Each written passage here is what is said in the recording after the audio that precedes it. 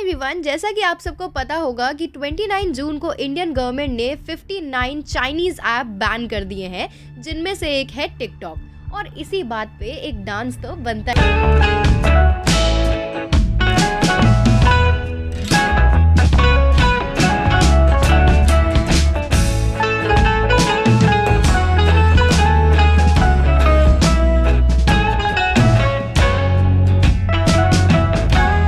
Reason के बारे में जिस वजह से टिकटॉक को इंडिया में बैन किया गया।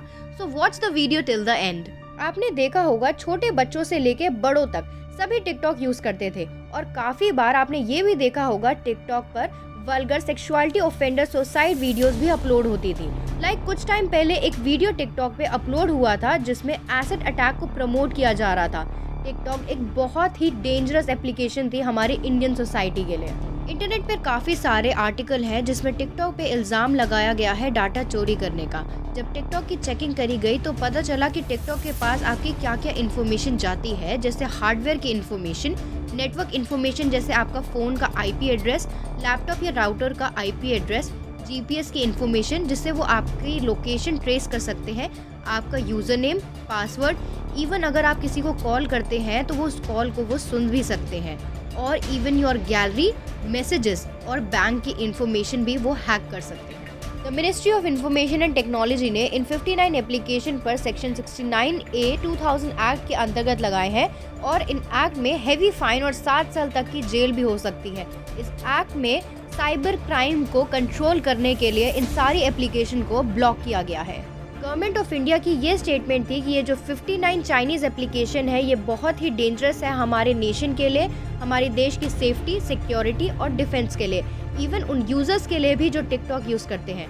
और ये रही उन 59 चाइनीज़ एप्लीकेशन की लिस्ट जिसमें TikTok, UC browser, SHAREit, clash of Kings जैसे एप्लीकेशन है।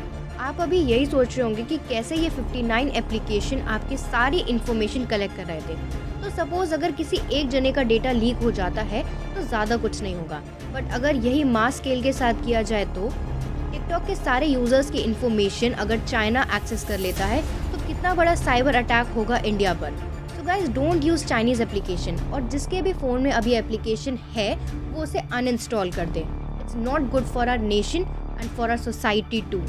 इन सारी ऐप्स में एक ऐप ऐसी थी जो यूज़फुल थी, वो थी कैम स्कैनर, जिससे हम अपने डॉक्यूमेंट स्कैन करते थे, और इसे ज़्यादातर स्टूडेंट यूज़ करते थे या फिर इसे ऑफिस में यूज़ किया जाता था। लेकिन इस ऐप को भी गवर्नमेंट ऑफ इंडिया ने बैन कर दिया सेफ्टी पर्पस के चलते कि ये हमारे जितने भी पर्सनल डेटा है उसे चोरी करते हैं। रविशंकर प्रसाद जो इंडिया के इंफॉर्मेशन एंड टेक्नोलॉजी मिनिस्टर हैं, उनकी स्टेटमेंट थी for safety, security, defence, sovereignty and integrity of India the government has band 59 mobile apps. जय हिंद। जिसका मतलब है देश की सेफ्टी, सिक्योरिटी, डिफेंस के लिए ये सारी ऐप्स को बैन किया गया है, और स्पेशल मेंशन दिया है पब्लिक के डेटा और प्रिवेसी को। ये सिक्योरिटी के लिए नहीं बल्कि साइबर अटैक के लिए है। और अगर हम गौर करें इंडिया पर तो with in 5 days after Galwan attack India में 40,000 से भी ज़्यादा साइबर अटैक हुए हैं चाइना की तरफ से, और इसीलिए इंडियन गवर्नमेंट साइबर क्राइम और सिक्योरिटी को लेकर चिंता में थी। फ्रॉम डिफेंस, बैंक या फिर पब्लिक का पर्सनल डेटा, हर जगह चाइनीज हैकर ट्राई कर रहे थे हमारी पब्लिक का डेटा हैक करने में। इसीलिए गवर्नमेंट ने ये स्टेप लिया, और ये स्टेप लेना बहुत ही ज़रूरी था। स्टे होम, स्टे सेफ, और बिना पढ़े किसी भी एप्लीकेशन को अपने फ़ोन की इन्फॉर्मेशन एक्सेस करने ना दें।